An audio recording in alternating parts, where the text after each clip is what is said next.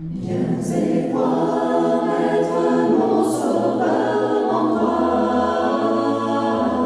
Viens et vois, Maître, mon sauveur en croix. Oh, comprends pourquoi parfois je tremble, tremble, tremble. Viens et vois, Maître, mon sauveur en croix. Viens et vois le long si long percé. Viens et vois le long si long percé. Oh, comprends pourquoi parfois je tremble, tremble, tremble. Viens et vois le long si long percé. Viens et vois dans sa tombe il est porté. Viens et vois dans sa tombe il est porté. Oh, comprends pourquoi parfois je tremble, tremble, tremble. Viens et vois dans sa tombe il est porté. Viens et vois, Jésus est ressuscité. Viens et vois, Jésus est ressuscité. Oh, comprends pourquoi parfois je chante, chante, chante. Viens et vois, Jésus est ressuscité.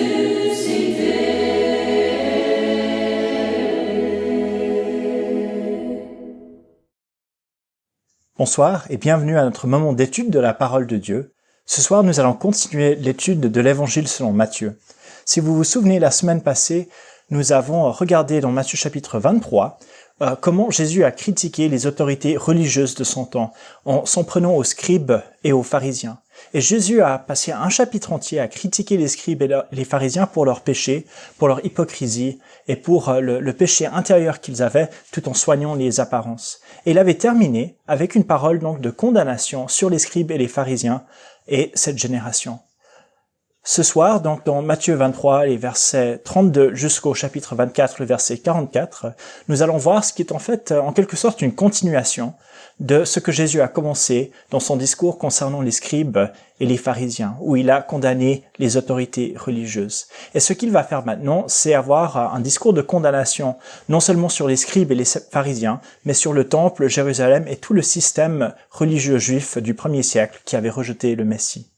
Et donc nous allons lire le passage de Matthieu chapitre 23, le verset 32, jusqu'au chapitre 24, le verset 24. Et juste avant de le lire, quelques éléments qui sont importants à savoir. Le premier, c'est que nous allons regarder ce soir l'un des passages qui est les plus difficiles à comprendre et aussi un des passages les plus controversés de tout le Nouveau Testament. Et il faut savoir qu'on ne va pas pouvoir tout voir, toutes les questions, tous les détails de ce chapitre. Mais nous allons regarder en trois parties différentes sur ce chapitre 24, différentes questions sur l'interprétation, la compréhension et aussi l'application de ce discours de Jésus. Pour cette première fois, nous allons nous contenter de faire une lecture complète de plus d'un chapitre ici du discours de Jésus et comprendre certaines des difficultés de ce passage, les raisons en fait pourquoi il y a tellement de désaccords et de difficultés autour de ce texte. Et dans les prochaines fois, nous allons regarder certaines des questions sur comment mieux l'interpréter et l'appliquer.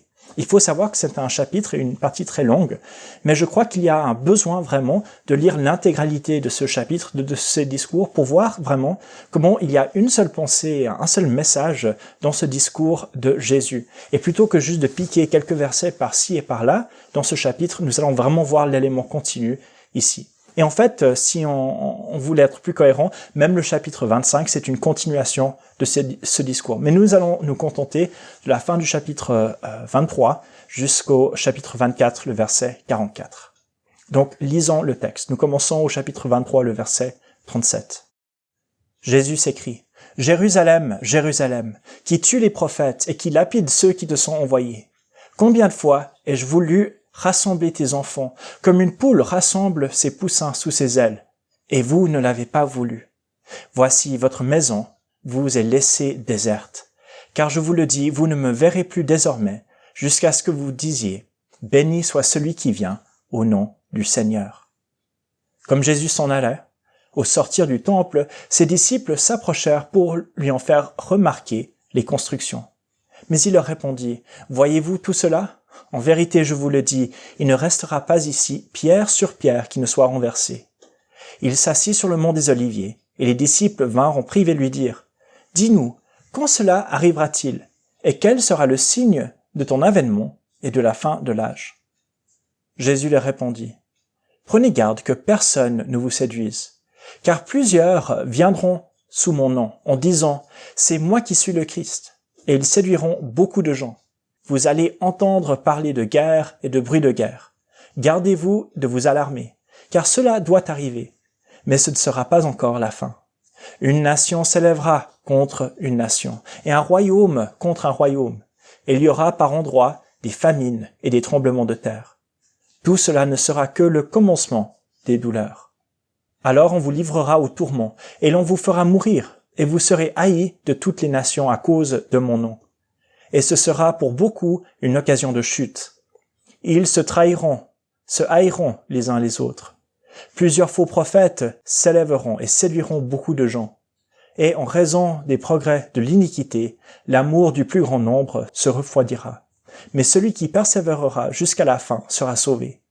Cette bonne nouvelle du royaume sera prêchée dans le monde entier pour servir de témoignage à toutes les nations. Alors viendra la fin. C'est pourquoi, lorsque vous verrez l'abomination de la désolation dont a parlé le prophète Daniel, établie dans le lieu saint, que le lecteur fasse attention. Alors que ceux qui seront en Judée fuient dans les montagnes, que celui qui sera sur la terrasse ne descende pas pour prendre ce qui est dans sa maison, et celui qui sera dans les champs ne s'en retourne pas pour prendre son vêtement. Malheur aux femmes qui seront enceintes et à celles qui allaiteront en ces jours. Priez pour que votre fuite n'arrive pas en hiver, ni un jour de sabbat, car alors il y aura une grande tribulation, telle qu'il n'y en a pas eu depuis le commencement du monde jusqu'à maintenant, et qu'il n'y en aura jamais plus. Et si ces jours n'étaient abrégés, personne ne serait sauvé. Mais à cause des élus, ces jours seront abrégés. Si quelqu'un vous dit alors, le Christ est ici, ou il est là, ne le croyez pas, car il s'élèvera des faux Christ et des faux prophètes. Ils opéreront des grands signes et des prodiges, au point de séduire si possible même les élus. Je vous l'ai prédit. Si donc on vous dit, voici il est dans le désert, n'y allez pas. Voici il est dans les chambres, ne le croyez pas. En effet, comme l'éclair part de l'Orient et brille jusqu'en Occident, ainsi sera l'avènement du Fils de l'homme. Où que soit le cadavre, là s'assembleront les aigles. Aussitôt après ces jours de tribulation, le soleil s'obscurcira, la lune ne donnera plus sa clarté, les étoiles tomberont du ciel et les puissances des cieux seront ébranlées. Alors le signe du Fils de l'homme paraîtra dans le ciel. Toutes les tribus de la terre se lamenteront, et elles verront le Fils de l'homme venir sur les nuées du ciel, avec beaucoup de puissance et de gloire. Il enverra ses anges avec trompettes retentissantes, et ils rassembleront les élus des quatre vents, depuis une extrémité des cieux jusqu'à l'autre. Recevez l'enseignement de la parabole du figuier. Dès que ses branches deviennent tendres, et que les feuilles poussent, vous savez que l'été est proche. De même, vous aussi, quand vous verrez tout cela, sachez que le Fils de l'homme est proche, à la porte. En vérité, je vous le dis, cette génération ne passera point, que tout cela n'arrive. Le ciel et la terre passeront, mais mes paroles ne passeront point. Pour ce qui est du jour et de l'heure, personne ne les connaît, ni les anges des cieux, ni le Fils, mais le Père seul. Comme au jour de Noé, ainsi en sera-t-il de l'avènement du Fils de l'homme. Car dans les jours qui précédèrent le déluge, les hommes mangeaient et buvaient, se mariaient et mariaient leurs enfants, jusqu'au jour où Noé entra dans l'arche. Et ils ne se doutèrent de rien, jusqu'à ce que le déluge vienne et les emporte tous. Il en sera de même à l'avènement du Fils de l'homme. Alors, de deux hommes qui seront dans un champ, l'un sera pris et l'autre laissé. De deux femmes qui moudront à la meule, l'une sera prise et l'autre laissée. Veillez donc, puisque vous ne savez pas quel jour votre Seigneur viendra. Sachez-le bien, si le maître de la maison savait à quelle veille de la nuit le voleur doit venir, il veillerait et ne laisserait pas percer sa maison. C'est pourquoi, vous aussi, tenez-vous prêts, car le Fils de l'homme viendra à l'heure où vous n'y penserez pas. Ce discours de Jésus est très important, à tel point qu'il est rapporté dans son intégralité dans Matthieu, comme nous avons vu au chapitre 24, mais aussi dans Marc au chapitre 13 et dans Luc au chapitre 21. Et un conseil, si vous allez lire Matthieu 24 ou étudier l'un de ces passages, c'est de prendre Matthieu, Marc et Luc en parallèle et de comparer ce que Jésus dit dans les différents passages. Parce que malgré le fait que c'est le même discours qui est rapporté par les trois évangélistes, ils vont traduire de l'araméen au grec ce que Jésus a dit de manière différente. Certains vont expliquer plus les expressions et les images que Jésus utilise, c'est l'exemple de Luc par exemple, et d'autres vont moins l'expliquer, et Matthieu c'est l'exemple. Matthieu qui va plutôt laisser les paroles de Jésus avec tout leur symbolisme et toutes les images que nous retrouvons et qui sont inspirées, comme on verra par la suite des leçons, par la prophétie de l'Ancien Testament. Mais de comparer ce qui est dit dans ces différentes traductions du discours de Jésus, c'est vraiment utile et important pour l'interprétation de ce passage. Mais une des choses que nous voyons, le fait que Matthieu, Marc et Luc, tous les trois rapportent ce discours, montre que ce passage mérite que nous lui accordions de l'importance. Parfois, on est tenté de dire, bon, un passage difficile, on passe à autre chose parce que, voilà, c'est pas si important. Mais ici, nous voyons que c'est vraiment un des discours centraux de l'enseignement de Jésus. Le sermon sur la montagne, c'est seulement Matthieu et Luc qui le racontent. Mais ce discours, Matthieu, Marc et Luc. Et donc, c'est vraiment quelque chose d'essentiel. Il faut savoir donc, lorsqu'on lit ce passage, on doit se poser la question, mais de quoi Jésus parle-t-il ? Et dans l'histoire, il y a traditionnellement 5 interprétations différentes de ce passage. Une de ces explications, c'est que Jésus ici est en train de prophétiser la destruction de Jérusalem qui aura lieu une 40aine d'années plus tard, en l'an 70 après Jésus-Christ. En effet, il y a eu une révolte de la part des Juifs contre les Romains pour essayer de les chasser du pays. Et après une longue guerre entre les Juifs et les Romains vont remporter la victoire, envahir la ville de Jérusalem, détruire et incendier le temple et exiler un très grand nombre de Juifs. Et donc, une des visions de ce passage, c'est que Jésus est en train de parler de la destruction de Jérusalem du début à la fin. Une autre interprétation, c'est que Jésus parle au chapitre 24 de la fin du monde, que le discours de Jésus décrit comment on peut se préparer à son retour des cieux, à la fin du monde, à la fin du temps, lors du retour de Jésus. Et donc tout ce que nous voyons dans Matthieu chapitre 24 nous sert à nous préparer ou à identifier la venue de Jésus. Il faut savoir que même si peut-être d'une manière structurée, on va pas voir cela enseigné très souvent, presque chaque verset du chapitre 24 est appliqué à un moment ou un autre au retour de Jésus par les chrétiens, les enseignants que nous allons côtoyer ou lire ou entendre aujourd'hui. Et donc, cette vision que Matthieu 24 s'applique dans son intégralité à la fin du monde se retrouve assez souvent dans la pratique. Une troisième vision, c'est que Jésus parle des deux sujets. Donc, tantôt il parle de la destruction de Jérusalem, tantôt il parle de la fin du monde, et même parfois il parle des deux sujets, et c'est au lecteur avisé de savoir quand un verset décrit plutôt la fin du monde ou plutôt la fin de Jérusalem et du temple. C'est peut-être l'explication la plus commune, la plus fréquente qu'on trouvera aujourd'hui. Une troisième vision dit que c'est les évangélistes eux-mêmes qui ont combiné plusieurs, donc 2 ou plus de discours de Jésus sur différentes fins. Donc que Jésus avait à l'origine un discours sur la fin de Jérusalem, un autre discours sur la fin du monde, mais comme on trouve à d'autres endroits, ces discours ont été mis ensemble, voire même mélangés par les évangélistes. Et puis une cinquième vue qui n'est pas prêchée dans les églises et parmi les croyants, mais qu'on retrouve très souvent chez les non-croyants, c'est une vision qui dit que Jésus pensait que son retour du ciel, et puis la fin du temple, la destruction du temple, serait simultanée. C'est-à-dire que la fin du temple en l'an 70 marquerait la fin du monde et son retour. Et qu'en fait, Jésus, c'est pour ça que nous avons ces deux événements apparents qui sont censés se passer en même temps. Mais qu'en réalité, donc, que Jésus, en disant cela, s'est trompé. Et cette interprétation, comme j'ai dit, n'est pas chrétienne, mais elle est très souvent utilisée pour attaquer Jésus et pour attaquer aussi la fiabilité des évangiles du Nouveau Testament et de la Bible. Parce que la logique dit, bon, si Jésus a dit qu'il allait revenir lorsque le temple serait détruit, et ça s'est pas produit, ça montre qu'il n'est pas un témoin fiable. Bon, nous allons nous concentrer sur les 2, voire 3 premières hypothèses, c'est-à-dire que soit Jésus parle de l'an 70, la destruction de Jérusalem, soit qu'il parle du retour, de son retour à la fin du monde, soit peut-être les deux. Si on regarde d'abord, quels sont les indices dans le texte qui semblent nous montrer donc que Jésus parle de la destruction de Jérusalem? D'abord, si on regarde donc au chapitre 24, les versets 1 à 3, nous allons voir la déclaration de Jésus au sujet du temple et puis la question que les disciples lui posent. Si on regarde au verset 1, les disciples font remarquer à Jésus la beauté du temple. Et Jésus répond au verset 2, « Voyez-vous tout cela?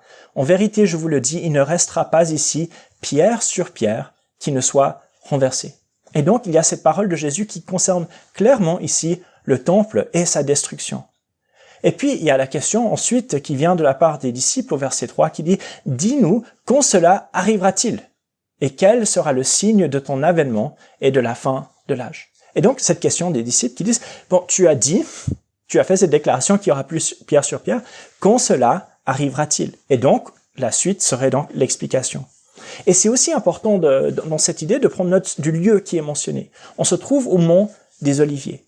Et vous allez voir dans l'image qui est ici, mais si on se trouvait sur le mont des Oliviers, on est face au mont du Temple, au mont Sion, et on a une vue sur la ville de Jérusalem, la vieille ville, mais aussi l'esplanade du Temple et tout le complexe religieux autour du Temple qui était là. Et quand Jésus raconte toute cette prophétie, tout ce discours sur la suite, c'est tout le monde est en train de regarder le temple. Donc vraiment le contexte géographique et du regard où nous sommes aussi indique que c'est le temple et Jérusalem qui sont en vue par Jésus. Si nous continuons en regardant les versets suivants, une des choses que nous allons constater en lisant le chapitre 24 jusqu'au verset 24, c'est que tout le discours de Jésus s'adresse vraiment aux disciples et les concerne directement. Et ceci, de nouveau, c'est en faveur de l'idée que c'est quelque chose qui va se passer dans cette génération, avant et pendant l'an 70 après Jésus-Christ. Lorsqu'on regarde les versets 4 à 9, juste par exemple, il y a 5 fois, où Jésus va dire « vous ». Et ici, ce n'est pas juste le lecteur, mais c'est vraiment Jésus qui parle aux disciples en les avertissant sur ce qui va se passer. Que personne ne vous séduise, gardez-vous de vous alarmer. L'on vous fera mourir et vous serez haïs de toutes les nations. Donc vraiment, il parle aux disciples. Au verset 5, il mentionne « Car plusieurs viendront en mon nom en disant « C'est moi qui suis le Christ » et ils séduiront beaucoup de gens. » Et de nouveau, si on pense au contexte des apôtres et de ce qu'eux ils ont vécu, nous voyons que c'est vraiment leur expérience. Pendant leur vivant, de nombreux faux Christ, faux Messie sont venus. Juste 2 exemples que nous pouvons trouver de cela dans le Nouveau Testament. Dans Actes chapitre 5, le verset 36 à 37, il y a cette discussion chez le Sanhédrin au sujet des faux Christ qui sont venus avant Jésus. Et voici ce que nous voyons, ce discours. Donc Actes 5, 36. « Car il n'y avait pas longtemps que se leva Teudas, qui se disait quelqu'un, et auquel se rallièrent environ 400 hommes. Il fut tué, et tous ceux qui lui obéissaient furent mis en déroute. Il n'en resta rien. Après lui se leva Judas le Galiléen, à l'époque du recensement, et il entraîna du monde à sa suite. Il périt aussi, et tous ceux qui lui obéissaient furent dispersés. » Et plus tard, dans Actes au chapitre 21, les versets 37 et 38, lorsque Paul est arrêté pendant une émeute au temple, il y a les soldats qui vont l'interroger. Et nous voyons au moment d'être introduit dans la forteresse, Paul dit au tribun, « M'est-il permis de te dire quelque chose ?» Il répondit, « Tu sais le grec, tu n'es donc pas l'Égyptien qui a dernièrement suscité une révolte et emmené dans le désert 4000 sicaires ?» Et cet Égyptien, c'était un faux prophète qui a tenté de commencer une révolution. Et une des choses que nous voyons, c'est sans cesse, à l'époque des apôtres et de l'Église vraiment des premières décennies, c'est que sans cesse il y avait ces mouvements messianiques, ces mouvements révolutionnaires qui pouvaient attirer les chrétiens à la suite en disant « Voici le vrai Messie ». Et puis, pour revenir donc au contexte des disciples, au verset 9, nous voyons cet avertissement de Jésus qui leur dit que vous allez être tourmentés, vous allez être torturés, vous allez être persécutés. Et ils seront haïs de toutes les nations. Et si on lit les Actes des Apôtres, donc après les évangiles dans le Nouveau Testament, effectivement, qu'est-ce que nous voyons? Dans une persécution systématique des apôtres. Une autre chose qui nous fait penser que Jésus est en train vraiment de parler de la destruction de Jérusalem, c'est que si on regarde au verset 15 à 20, les instructions de Jésus qu'il donne aux disciples pour que faire lorsque ce moment va arriver, ça semble vraiment décrire une situation de guerre physique et pas une situation de fin du monde. Au verset 15, déjà, il va dire « Lorsque vous voyez l'abomination de la désolation, dont a parlé le prophète Daniel, établie dans le lieu saint. » Et ceci, c'est une référence à la profanation du temple par les païens. Le sanctuaire ici, c'est le lieu saint, c'est l'endroit où on offre aussi des sacrifices dans le temple. Et ce qui s'était passé chez le prophète Daniel, c'est que Daniel avait annoncé que le temple serait profané par des païens qui offriraient des sacrifices inacceptables à leurs faux dieux au temple. Et effectivement, c'est arrivé 200 ans avant Jésus.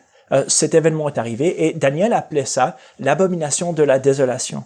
Et ce que Jésus est en train de dire ici, c'est que cela va se produire. Des gens vont entrer dans le temple, des païens vont venir dans le temple et ils vont profaner le temple et bien sûr le sanctuaire, Jérusalem, tout cet endroit.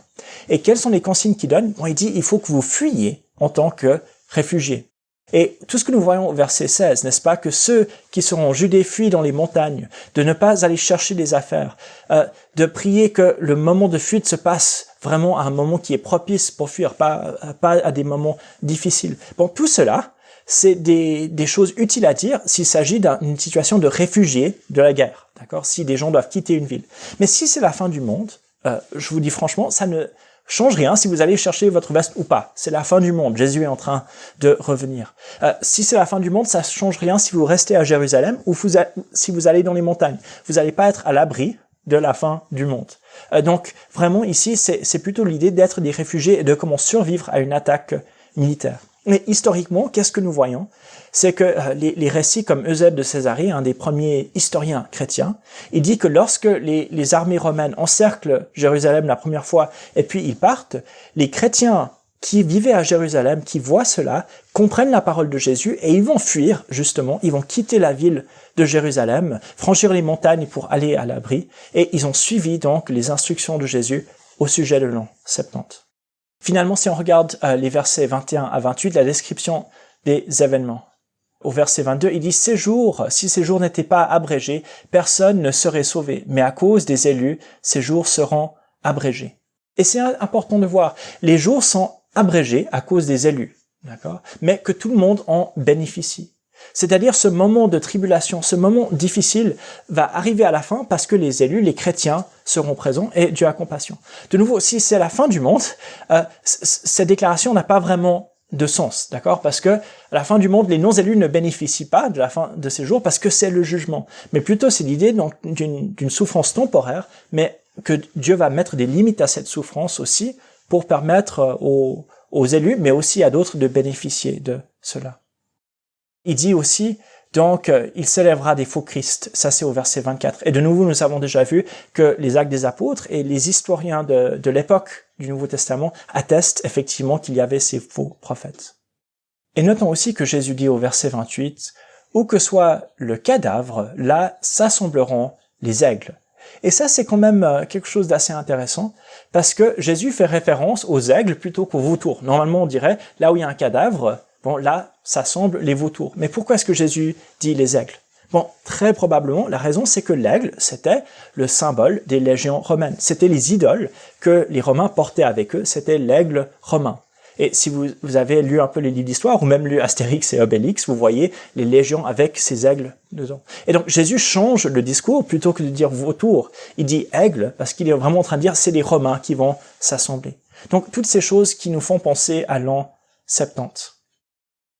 Jésus, finalement, et ça c'est la dernière chose que nous voyons versets 32 à 35, c'est que Jésus avertit ses disciples et insiste que cette génération ne passera pas avant l'accomplissement de sa prophétie. Il dit vraiment, ce message, mes disciples, c'est pour vous, et c'est pour cette génération qui ne va pas passer avant l'accomplissement de toutes mes paroles. Verset 33, quand vous verrez tout cela. Vous aussi, il dit.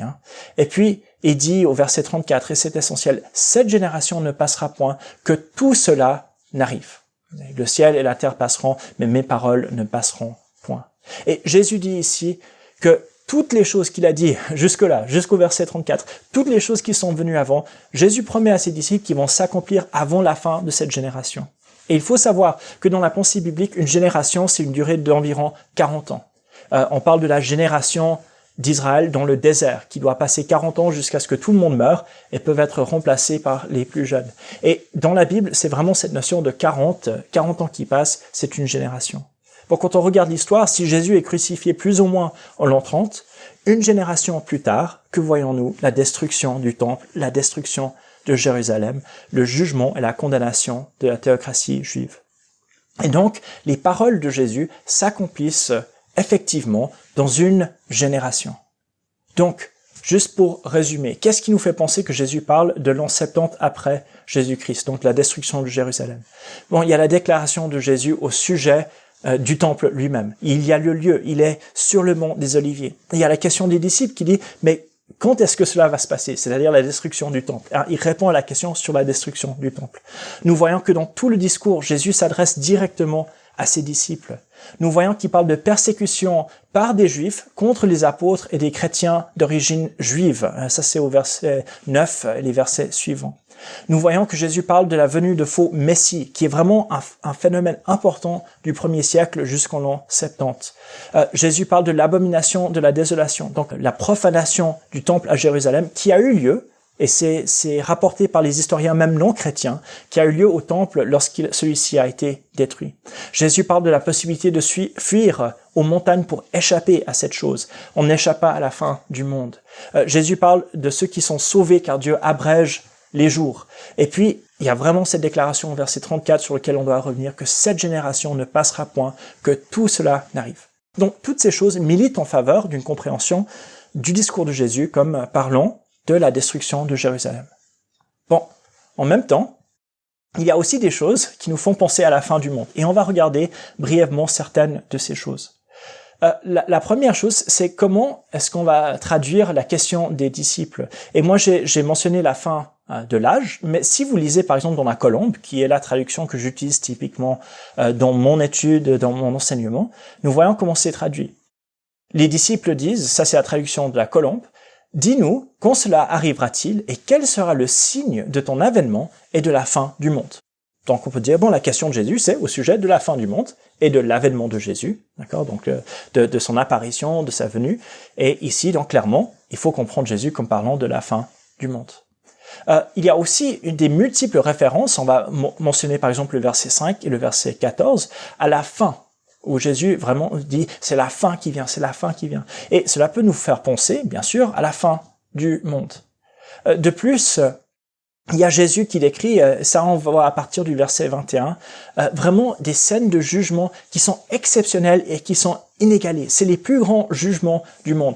On revoit le verset 21, « Car alors il y aura une grande tribulation telle qu'il n'y en a pas eu depuis le commencement du monde jusqu'à maintenant et qu'il n'y en aura jamais plus. » Et on dira, bon, voilà, ça c'est quelque chose de vraiment définitif qui s'applique à la fin du monde. Alors, au verset 27 et suivant, nous voyons qu'il y a la mention de l'avènement du Fils de l'homme, un rappel donc de la question des disciples au verset 3, et aussi des événements cataclysmiques et globaux qui auront lieu à la venue de Jésus. Au verset 29, il dit « Le soleil s'obscurcira, la lune ne donnera plus sa clarté, les étoiles tomberont du ciel et les puissances des cieux seront ébranlées. » On dit, bon, c'est le monde qui tombe en miettes. Et puis, je vais pas tout vous relire parce qu'on l'a lu avant, mais les versets 30 et suivants, nous voyons que le Fils de l'homme va paraître et que tout le monde sur la planète entière le verront. Et il viendra sur les nuées, donc sur les nuages, avec beaucoup de puissance et de gloire. Et nous avons les anges qui vont aux quatre coins du monde avec des trompettes et qui rassemblent tout le monde. Et c'est vraiment une vision cosmique et globale de ce jugement. Et on pense tout naturellement, donc, à la fin du monde, où tout le monde est rassemblé devant Christ, qui vient dans sa gloire, où tout œil le voit, et il y a ce moment de jugement. Et donc, naturellement, on va penser, en lisant cela, que Jésus parle de son retour.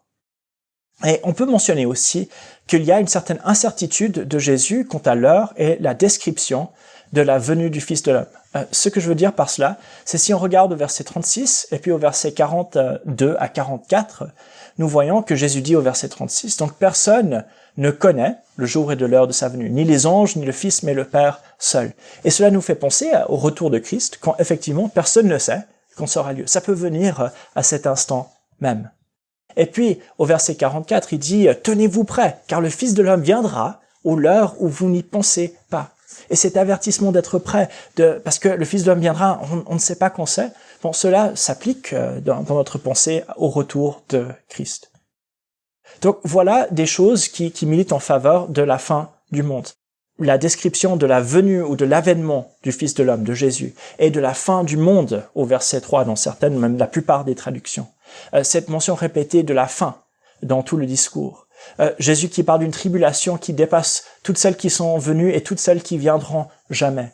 Nous avons les luminaires des cieux qui sont ébranlés, le Fils de l'homme qui vient sur la nuée, des anges qui rassemblent les élus. Tout homme, tout œil verra le Fils de l'homme, on le verra partout. Et puis aussi cette question qui dit donc on ne saura pas qu'on sait. Tandis que avant, quand Jésus dit avant la fin de cette génération, on a plutôt l'impression inverse, n'est-ce pas, qu'on sait quand ça aura lieu. Donc toutes ces choses nous font penser que Jésus parle de la fin du monde. Et donc pour résumer, il y a vraiment ces deux possibilités, et je vais juste afficher tous les exemples, et nous voyons vraiment ces deux arguments qui s'affrontent, et il faut les prendre au sérieux. Nous voyons qu'on ne peut pas juste prendre une position par rapport à l'autre à la légère. On ne peut pas non plus juste rejeter une position en disant « bon, ça c'est ignorer la parole de Dieu, c'est ignorer Jésus ». Effectivement, il y a vraiment des questions importantes à peser et à se poser en regardant et en essayant de comprendre ce passage. Qu'est-ce que cela veut dire pour nous? Bon, dans quelques éléments. Premièrement, il y a un appel ici à l'humilité et à la compréhension de nos frères et sœurs et de ceux qui ont la foi.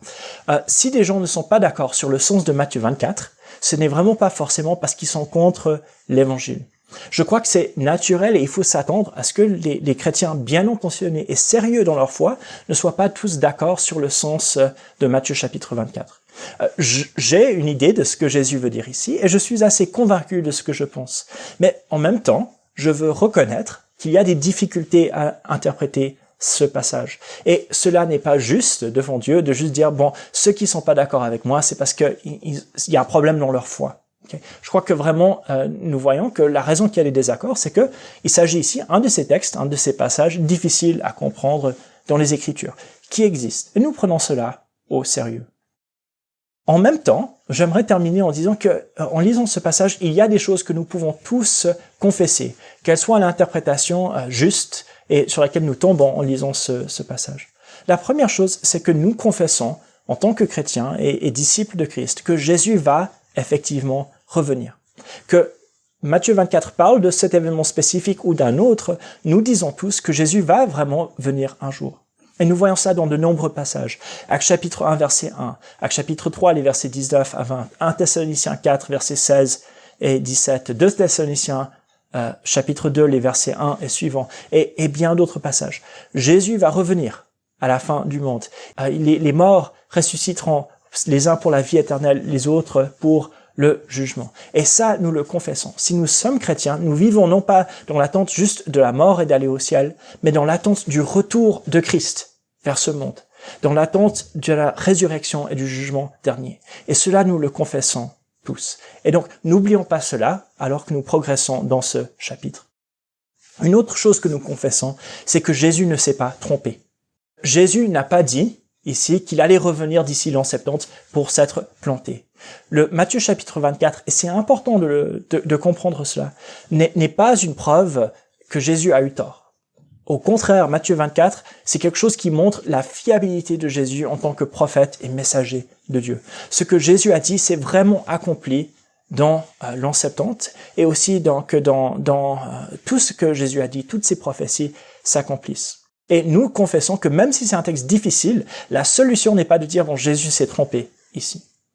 Une troisième chose, c'est que, comme nous l'avons vu à plusieurs reprises dans ce chapitre, comme les disciples, nous ne devons pas craindre dans ce monde. Nous ne vivons pas dans la peur de ce qui va nous arriver, que ce soit la persécution, les désastres naturels, les guerres, les rumeurs de guerre.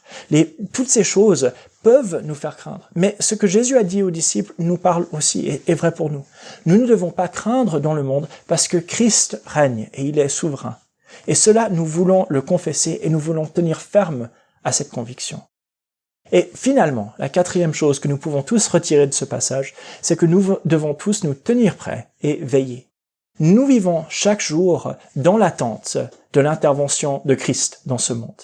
Que ce soit pour un jugement temporaire et temporel, comme il a fait pour Jérusalem en l'an 70, ou que ce soit pour le jugement dernier. Nous vivons et nous veillons car nous ne savons pas le jour et l'heure.